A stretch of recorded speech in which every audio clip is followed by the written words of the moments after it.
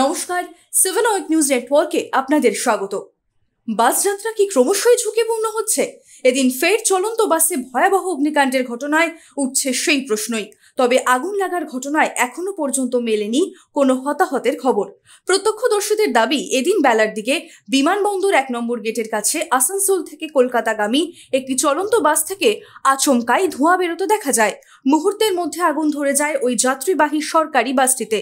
তবে ততক্ষণে বাস থেকে পড়ি করে নেমে পড়েছেন যাত্রীরা, তাই বরাত জুড়ে প্রাণ বাঁচে তাদের। কালো ধোঁয়ায় ঢেকে যায় গোটা এলাকা, দাউ দাউ করে জ্বলতে থাকে আগুন। খবর পেয়ে দ্রুত ঘটনাস্থলে পৌঁছয় দমকলের একটি ইঞ্জিন।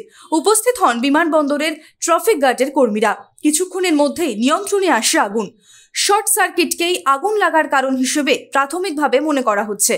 শুরু হয়েছে গোটা ঘটনার তদন্ত। অন্যদিকে চলন্ত বাসে বিধ্বংসী অগ্নিকাণ্ডের ঘটনায় ব্যাপক যানজটের সৃষ্টি হয় এলাকায়। তবে পুলিশি তৎপরতায় শীঘ্রই স্বাভাবিক হয় যান চলাচল ব্যবস্থা। আচমকাই বাসে আগুন লেগে যাওয়ায় স্বাভাবিকভাবেই আতঙ্ক ছড়ায় যাত্রীদের মধ্যে। কলকাতা থেকে শ্যামল পাল, 7 ওয়েক নিউজ নেটওয়ার্ক। জয় হিন্দ।